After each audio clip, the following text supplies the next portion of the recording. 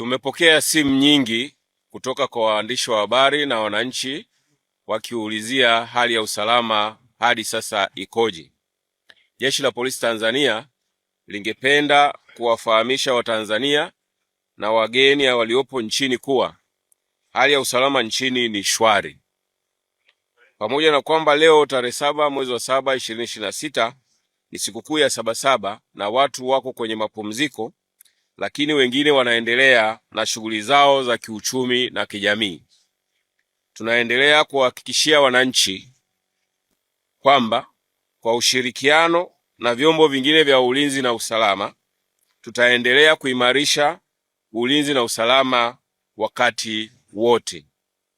Tunaendelea kutoa wito kwa wananchi tuendelee kutumia mitandao ya kijamii vizuri na kujiepusha na matumizi mabaya ya mitandao ya kijamii kwa kuandaa, kusambaza taarifa za uongo, uchonganishi, kujenga chuki na kuzisambaza.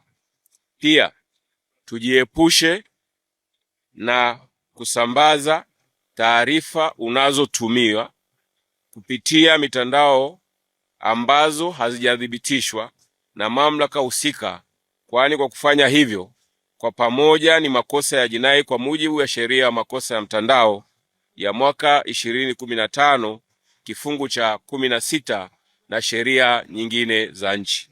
Aidha, tujiepushe kuamini kuwa kila kitu kinachosambazwa kupitia mitandao ya kijamii ni sahihi. Badala yake, pata taarifa sahihi kutoka mamlaka zinazohusika kutoa taarifa sahihi kama vile vyombo vya ulinzi na usalama. Naomba hapa nirudie. Aidha, tujiepushe kuamini kuwa kila kitu kinachosambazwa kupitia mitandao ya kijamii ni sahihi.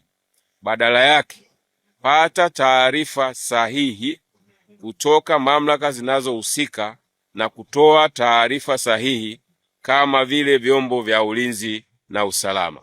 Asanteni kwa kunisikiliza.